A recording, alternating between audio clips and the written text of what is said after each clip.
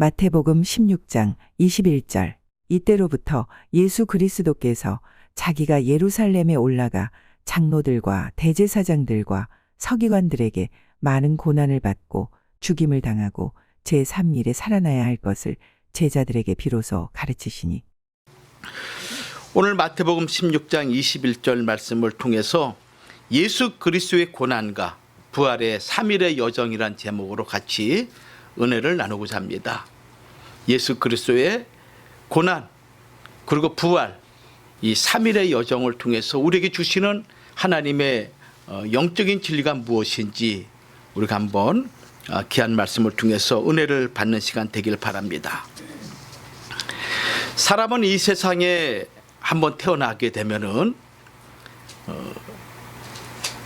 나그네와 같은 길을 걷다가 반드시 한 번은 죽게 되는 것이 죄악 가운데 태어난 인생의 숙명입니다. 사망의 멍에 아래 놓인 존재들이죠. 그래서 저마다 이 사망의 행렬에 끼어서 우리는 죽음을 향하고 있습니다.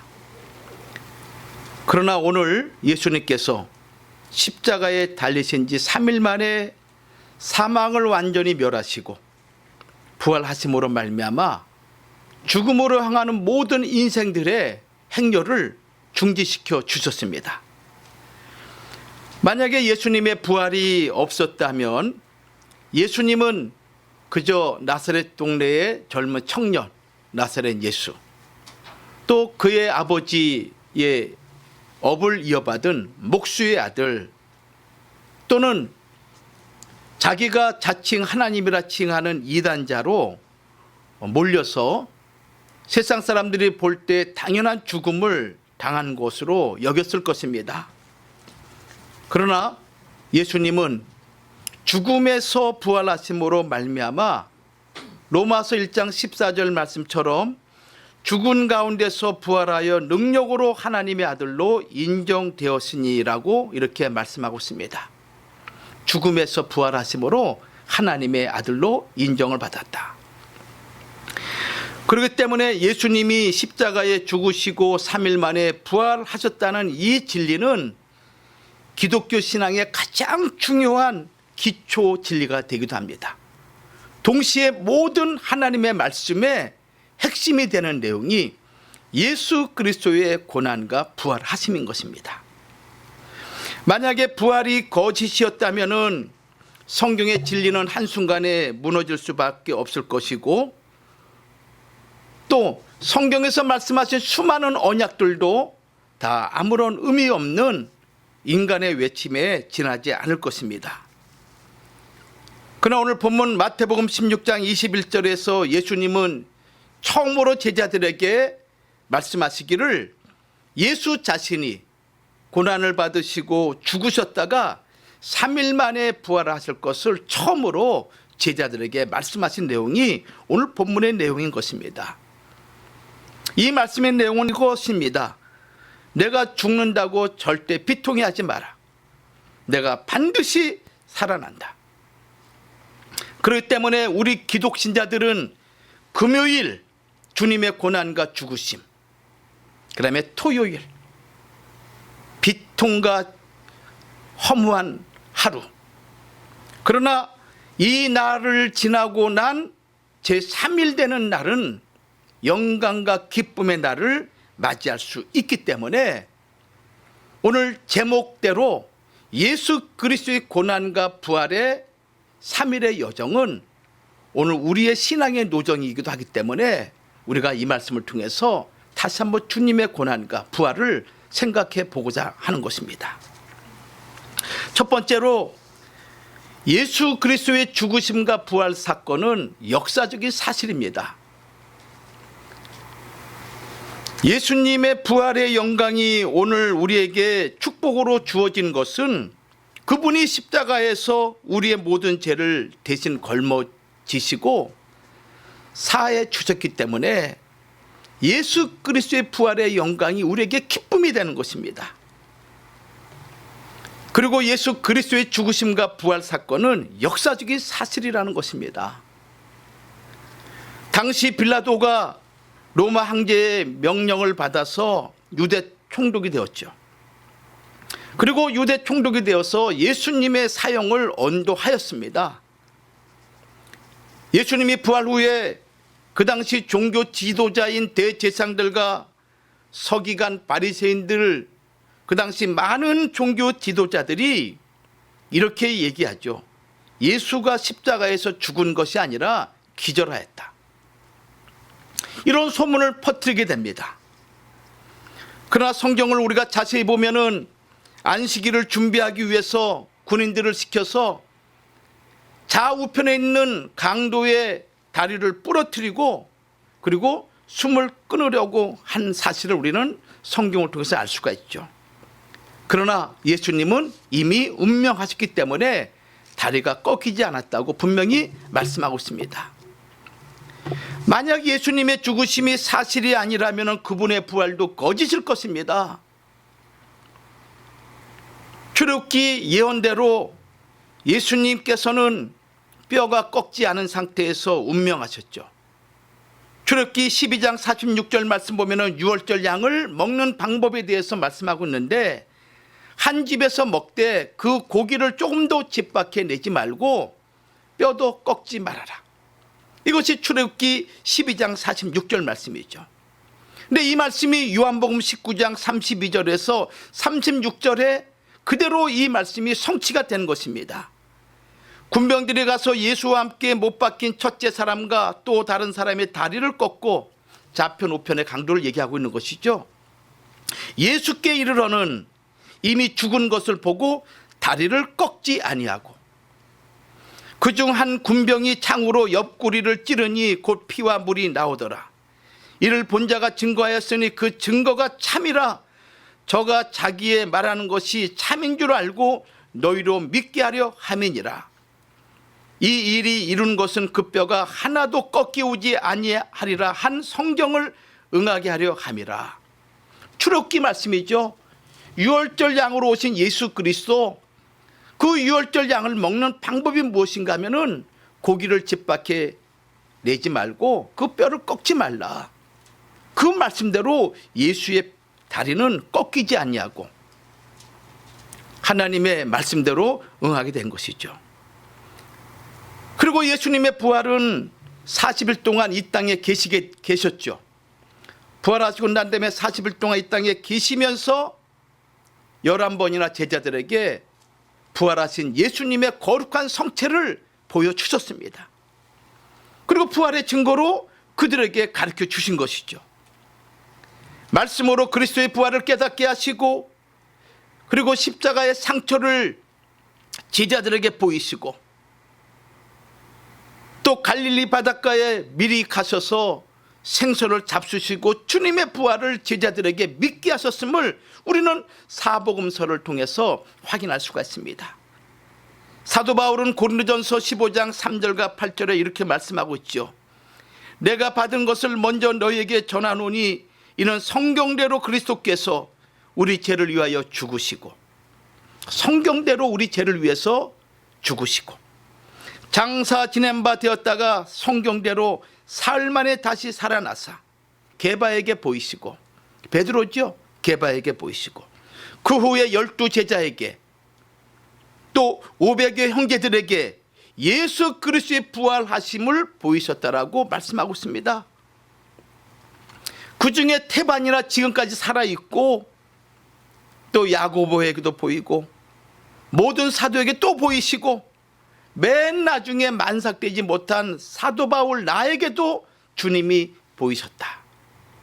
이렇게 예수 그리스도의 죽으심과 부활이 참임을 사도 바울은 말씀을 통해서 선포하고 있습니다.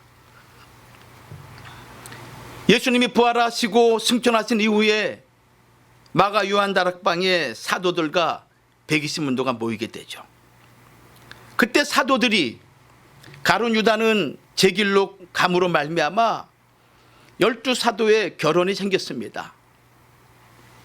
그래서 12명, 11명의 사도가 모여서 이제 가룟 유다 대신에 다른 사도를 채우기 위해서 모였을 때 그때 마띠아를 제비를 뽑아가지고 뽑습니다. 그때 그때 베드로가 이렇게 선포합니다. 사도행전 1장 22절 말씀 보면은 항상 우리와 함께 다니던 사람 중에 하나를 세워 우리로 더불어 예수의 부활하심을 증거할 사람이 사도가 돼야 되겠다. 예수님의 공생의 3년의 삶을 함께 동행하며 살아갔던 사람 중에 한 명을 세워서 예수의 부활하심을 증거할 그런 사람을 세우자 해서 제비를 뽑아가지고 세운 인물이 누군가 하면은 마띠아였습니다. 베드로가 자기가 본 예수 그리스도의 고난과 부활하심을 체험하고 그리고 그것을 대신할 사람을 뽑는 그런 메시지가 사도행전 1장 22절에 기록되어 있죠. 또 오순절날 베드로는 사도행전 2장 14절과 36절 말씀을 보면은 12사도와 더불어서 많은 무리들에게 예수 그리스도의 부활 사건을 설교를 하게 됩니다. 사도행전 2장 31절과 32절에 보면은 그리스도의 부활하심을 말하되 저가 음부에 버림이 되지 않고 육신이 썩음을 당하지 아니하였다. 여러분, 사람들은 숨이 거두는 그 순간, 영혼이 이탈되는 그 순간부터 썩기 시작합니다. 몸이 썩죠. 근데 예수님은 죽으셨지만은 육신이 썩지 아니했다라고 베드로는 사도행전 2장 31절에 말씀하고 있습니다. 이어서 32절에 이 예수를 하나님이 살리신지라 우리가 다 이 일의 증인이로다. 그래서 12사도는 예수 그리스도의 부활의 증인으로서 그들은 가는 곳마다 예수가 그리스도시요 그리고 사망 권세를 깨뜨리시고 부활하신 영원한 주 되심을 증거한 것이 이 12사도의 복음의 핵심이었던 것입니다. 이 말씀은 시편 16편 8절과 11절 말씀을 인용한 것이죠. 사도 바울도 예수 그리스도의 부활과 죽은 자의 부활을 증거하였습니다. 사도행전 13장 35절과 37절 말씀 보면은 주의 거룩한 자로 꺾임을 당하지 않게 하시리라 하셨느니라. 다윗은 당시에 하나님의 뜻을 쫓아 섬기다가 잠들어 그 조상들과 함께 묻혀 썩음을 당하였으되 하나님이 살리신 이는 썩음을 당하지 아니하였나니. 사도 바울은 비시디의 안디옥 회당에서 안식일날 설교를 하는데 하나님을 경외하는 자들에게 말씀하기를 그리스도의 부활의 진리를 설교합니다. 그때 뭐라고 말씀하고 있냐면은 우리 이스라엘의 위대한 왕 다윗은 죽음을 당해서 썩었지만은 그러나 그 다윗이 예표하신 영원한 왕 되신 예수 그리스도는 죽음을 당했지만은 그 육신이 썩지 않았다. 그리고 하나님이 살리셨다. 이렇게 사도행전 13장 35절과 37절에 말씀하고 있는 것이죠. 사도 바울도 베드로도 다윗과 그리스도를 대조하여 얘기하고 있습니다. 그리스도는 부활함으로 썩지 않았다. 다윗은 그리스도를 예언하였으나 그리스도는 그 예언의 대상이었다라고 말씀하고 있는 것입니다. 성도 여러분, 사도 바울이 누굽니까? 이 사도 바울은 예수 그리스도의 부활을 그는 자기가 배운 율법의 지식으로는 이해할 수가 없는 것입니다. 왜냐하면은 나무에 달린 자는 하나님께 저주를 받은 자인데 어떻게 저주받은 자가 하나님께 저주받은 자가 메시아가 될 수 있느냐? 이것은 자기가 배운 구약의 율법의 사상으로 이해할 수 없는 것이죠. 또 두 번째는 예수님이 부활하셨다. 이 부활이라는 것은 종말에 일어날 사건 아니겠습니까? 근데 어떻게 지금 이 시점에 부활을 했다라고 얘기할 수 있느냐? 지금이 종말도 아닌데. 그러니 나무에 저주받아 죽은 자가 메시아라고 얘기하고 있고 그리고 종말에 이루어질 사건인 부활 사건이 지금 이루어졌다라고 얘기하는 이들은 이단 중에 이단이구나 라고 얘기하면서 기독교 믿는 자들, 예수를 믿는 자들을 죽이기 위해서 그는 살기가 등등한 인물이었습니다. 그는 이렇게 고백하죠. 나는 유대인으로서 길리기아 다소에서 난 사람이다. 그리고 가말리엘의 문화로서 우리 조상들의 율법을 엄하게 교육을 받았고, 그리고 모든 사람처럼 하나님께 대하여 열심히 있는 자다라고 자기 자신을 얘기하고 있어요. 나는 유대인이야. 히브리인 중에 히브리인이야. 율법으로는 흠이 없고 그 당시 율법의 최고의 지성이라 할 수 있는 가말리엘의 제자로서 난 교육받은 사람이야. 열심으로 얘기한다면은 타의 추종을 불허해. 자기 자신을 그렇게 얘기하고 있습니다. 빌립보 3장 5절과 6절에는 내가 8일 만에 할례를 받고 이스라엘의 족속이요 베냐민 지파요 히브리인 중에 히브리인이요 율법으로는 바리새인이요 열심으로는 교회를 핍박하고 율법의 의로는 흠이 없는 자로다. 여러분들 보십시오. 우리가 예수를 믿고 신앙생활을 하고 있지만은 율법에 흠이 없다라고 얘기할 수 있는 사람이 누가 있겠습니까? 그런데 바울은 자기 자신을 자신 있게 이렇게 얘기하는 거예요. 사도행전 8장 1절 말씀 보면은 예수 그리스도의 부활을 증거하는 스데반의 죽음을 당연히 여긴 인물이었습니다. 그래서 교회를 잔멸하기 위해서, 이 잔멸이라는 것은 파손한다는 것이죠. 무너뜨린다는 것입니다. 파괴한다는 것입니다. 교회를 파괴하고 그리고 예수를 믿는 자들을 다 끌어가지고 옥에다 넘긴 인물이 누군가 하면 사도 바울이었습니다. 바울이 되기 이전에 사울이었습니다. 그는 교회를 파괴하면서 미친 듯이 집집마다 돌아다니며 남녀를 가리지 않고 믿는 사람들을 끌어내어 모두 옥에다가 가두어 버렸다. 이렇게 얘기했던 인물입니다. 그 인물이 대제사장의 공문을 받고 예수 믿는 자를 잡아서 죽이고 옥에 가두기 위해서 다메섹으로 내려가는 도중에 누굴 만납니까? 부활하신 예수를 만난 거예요. 부활하신 예수님 만나신 거예요. 자기의 생각과 자기의 지식으로는 도저히 이해할 수 없는 그 예수 그리스도가 부활하셔서 바울에게 나타난 거예요. 그 다메섹에 체험을 하고 난 다음에 사도 바울이 어떻게 바뀌었습니까? 그는 즉시로 예수 그리스도가 그리스도이심을, 그리고 내가 그토록 미워했던 그 자가 부활의 주 되심을 그는 이후로 이방의 사도가 돼가지고 온 천하에 다니면서 복음을 증거했던 위대한 이방의 사도가 되었음을 우리는 성경을 통해서 알 수가 있는 것입니다. 빌립보 3장 7절과 12절 말씀 보면은 이 예수를 체험한 사도 바울은 이렇게 고백하죠. 내가 그리스도 예수를 아는 지식이 가장 고상한 지식이다. 내가 지금까지 배운 모든 지식은 배설물에 지나지 않는다. 내가 많은 학문을 공부하고 수많은 철학을 공부하고 수많은 사상들을 내가 공부했지만은 예수 그리스도를 아는 이 지식에 비교해 볼 때 배설물에 똥에 지나지 않는다라고 그는 고백을 하는 것입니다.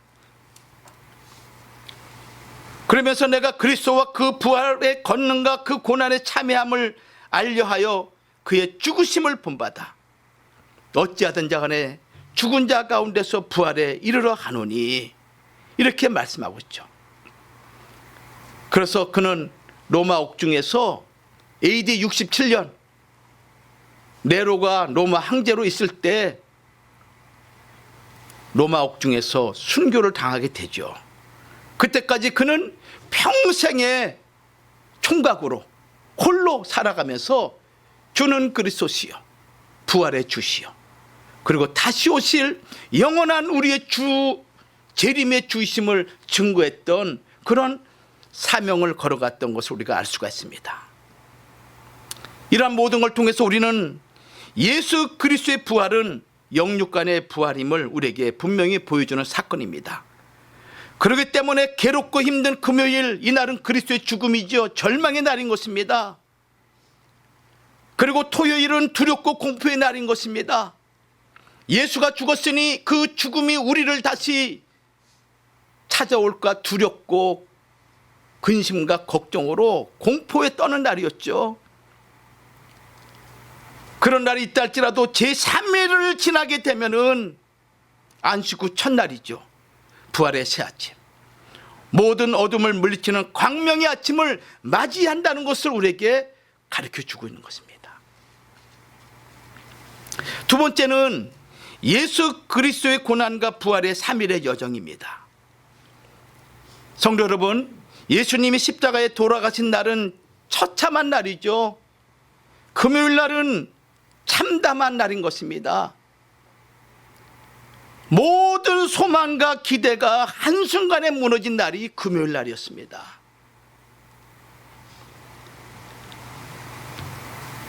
무덤에 들어가시죠. 그리고 무덤에 들어가 하루가 지난 토요일 날은 공허한 날인 것입니다. 믿는 자들에게 공허한 날입니다. 우리가 그토록 따랐던 우리 주, 우리 스승이 돌아가셨으니 이제 우리는 어떻게 살아야 되는가? 내가 잘못 살아온 것 아닌가? 내가 믿는다라고 고백하면서 주님 의지했는데 그 주님이 죽었으니 이제 누구를 의지를 해야 되는가? 한숨과 걱정과 근심이 나를 짓누르는 날이 토요일이었습니다. 안절부절하고 어찌할 바를 모릅니다. 우리 스승 예수를 죽인 그 로마 군병들이, 그 유대인들의 하속들이, 종교 지도자들이 나를 죽이면 어떡하지? 두려움에 떨고 있는 이런 날이죠. 자포자기하고 싶은 마음이 가득가득 채워지는 날이었습니다. 근데 그날을 참고 이기고 그날을 지나고 제3일을 만나는데 그 새3일 3일 그 아침에 주님의 부활의 영광이 있을 줄 누가 알았겠습니까? 제자들이 주님이 내가 십자가의 고난을 받고 3일 만에 부활하심을 말씀하실 때 그 말씀을 그대로 믿은 자들이 몇 명이나 있었겠습니까? 3일째 주일은 영광의 날이죠. 그 어느 아침보다도 더 빛나는 아침이었습니다. 나를 짓누르고 나를 힘들게 하고 어찌할 바를 모르는 내 인생에 새로운 강명의 빛을 비춰준 날이 제3일이었습니다. 제3일이었습니다. 근심과 걱정이 한순간에 사라지고 기쁨과 즐거움과 감사가 가득한 아침이죠. 오늘 이 아침이, 이 예배가 여러분들 마음에 이러한 하나님의 은혜가 임하기를 주의 이름으로 축원합니다. 우리가 과거에 지금까지 살아오면서 많은 걱정과 근심과 해결되지 않은 문제가 있습니다. 여전히 내 몸 안에는 질병이 있는 것 같습니다. 여전히 근심은 우리 가운데 나를 짓누르고 있습니다. 그러나 부활의 아침을 맞이하는 그 하나님의 백성에게는 소망의 아침으로 하나님께서 바꾸어 주신 것입니다. 그래서 부활의 주님을 영접을 해야 된다는 것입니다. 부활의 주님을 그저 살아가는 인생이 되지 말라는 것입니다. 주님 부활하셨습니다. 할렐루야, 주님 부활하셨습니다. 영광의 주로 부활하셨습니다. 그러므로 부활의 신앙을 갖고 있는 자들은 힘들고 어려운 낙심, 절망, 걱정, 근심이 있다 할지라도 다시 일어날 힘과 능력을 갖게 되는 것입니다. 여러 가지 많은 사고로 만났어요. 일도 있습니다. 그러나 부활의 신앙은 그 모든 것을 이길 수 있는 힘과 능력을 주신다는 것을 믿으시기 바랍니다. 성도 여러분, 금요일부터 토요일까지 그리고 주일까지 이르는 이 과정은 성도들의 신앙의 노정, 믿음의 여정을 우리에게 가르쳐주고 있는 것입니다. 이 3일은 죽었던 우리들이, 근심과 걱정으로 가득 차 있는 우리들이 제3일에 주님의 영광을 맞이하는 그 순간 죽음과 걱정과 근심이 다 물러나는 새로운 날이 우리에게 주어짐을 보여주는 성도의 믿음의 여정이라는 것입니다. 예수님이 십자가에 돌아가시는 금요일 날 제자들은 제 갈 길로 갔죠. 그러죠? 12명의 한 명 가룟 유다는 자살하고, 그래서 그 줄에서 떨어져 가지고 그 줄도 가룟 유다의 그 죄악을 용서하지 않은 거죠. 떨어져 가지고 창자가 터져서 죽었다고 사도행전 1장에 기록되어 있지 않습니까? 토요일 날 제자들은 두려워서 요한복음 20장 19절 말씀 보면은 안식 후 첫날 저녁 때 제자들이 유대인들을 두려워하여 모인 곳에 문들을 닫았더니 이렇게 말씀하고 있습니다. 누가복음 24장에는 엠마오로 도성으로 내려가는 두 제자, 그들의 얼굴에는 슬픈 빛이 가득했다라고 기록하고 있죠. 근심으로 가득한 그런 인생이었습니다. 그러나 주일, 다시 말씀드리면 안식 후 첫날 부활의 영광이 있을 줄 누가 알았겠습니까? 성도 여러분, 이 3일은 죽음에서 생명으로 이르는 과정을 우리에게 보여주고 있는 것입니다. 그러나 많은 사람들이 대부분 금요일이나 토요일에 머물러 있는 경우가 많다는 것입니다. 죽음의 절망 가운데, 근심 가운데, 걱정 가운데 머무는 인생, 소망의 주가 있음에도 불구하고 그 소망의 주님을 바라보지 못하고 붙잡지 못함으로 말미암아 금요일과 토요일에 머물러 있는 인생들이 얼마나 많은지 몰라요. 그러나 근본 부활주일만큼은 여러분들 금요일 토요일에 주저앉아 있지 말고 벌떡 일어나서 주일로 옮겨가는 역사가 있기를 주의 이름으로 축원합니다. 부활의 신앙은 절대 포기하거나 낙심하지 않는 신앙인 것입니다. 불가능을 가능케 하는 신앙인 것입니다. 세상 그 누가 죽음에서 사망 권세에서 깨트리고 부활하신 자가 누가 있겠습니까? 그러나 하나님이 약속하시고 주님이 말씀하신 생명의 부활이 오늘 아침 이루어진 것입니다. 이 말씀을 여러분들 꼭 기억하시기 바랍니다. 그렇기 때문에 이 약속을 분명히 붙잡고 나아갈 때 부활의 그 기쁨과 그 영광이 우리에게 머물게 되지만은, 주님이 말씀하셨음에도 불구하고 믿지 못하면은 우리는 여전히 금요일에 참담함, 절망감, 공포 가운데 떨다가 토요일에 허무한 가운데 살다가 그저 먼지같이 사라지는 인생이 될 수밖에 없습니다. 그래서 부활의 아침을 맞아야 되는 것입니다. 제3일을 맞이해야 되는 것입니다. 성경에 보면은 이 고통의 3일길을 걸은 인물이 있죠. 믿음의 조상 아브라함인 것입니다. 창세기 22장에 기록되어 있죠. 백세에 낳은 독자 이삭, 그 이삭을 하나님이 번제물로 바치라고 명령을 하죠. 백세 받은 그 아들을 죽이라 그러니 그 말씀을 받은 첫째 날 아브라함의 마음은 참으로 참담했을 것입니다. 하나님 말씀을 내가 순종해야 되는데 백세에 낳은 이 아들 죽으면은 도대체 나는 어떻게 될 것인가? 하나님의 약속은 또 어떻게 될 것인가? 고통스러운 날이죠. 출발하는 둘째 날 모리아까지 걸어가면서 그 마음에 얼마나 많은 생각이 있었겠습니까? 허망하고 비탄에 잠긴 날이죠. 근데 제3일 모리아산에 도착하니 그 모리아 한산 제단 옆에 하나님이 준비시켜 놓은 거 아닙니까? 여호와 일의 축복을 받은 날인 것이죠. 그래서 믿음의 선조들은 3일길을 걸어갔습니다. 예수님도 공생의 기간 동안에 3일길을 걸어야 된다고 본인 스스로가 말씀하셨죠.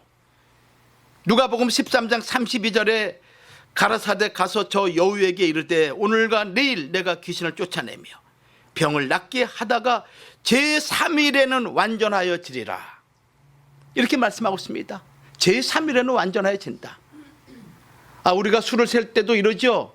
하나, 둘, 그 다음에 마지막 뭡니까? 셋. 그때 모든 것이 이루어지잖아요. 하나, 둘, 야야 잘 들어 잘 들어. 셋 할 때 우리 일어나야 돼. 그러잖아요. 그래서 하나 둘 셋 할 때 성취가 되는 거예요.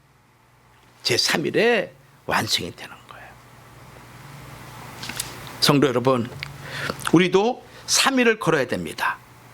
모든 인생에게는 3일의 기회가 있습니다. 그러나 어떤 사람에게는 금요일 날 멈추는 사람이 있고 어떤 사람은 토요일 날에 멈추는 사람이 있습니다. 그러나 하나님의 택한 자는 제3일까지 가서 주님의 부활의 영광을 맞이하게 되는 것입니다. 오늘이라는 현실, 그리고 갈 바를 알지 못하는 내일, 그러나 하나님의 인도하심으로 완전케 되는 3일, 이 주님의 부활의 영광을 맛보는 제3일. 여러분들은 어디에 있습니까? 금요일 날에 있습니까? 토요일 날에 있습니까? 아니면은 제3일 부활의 영광을 맞이하는 이날 여러분들이 믿음으로 화합하고 있습니까? 결론 맺습니다.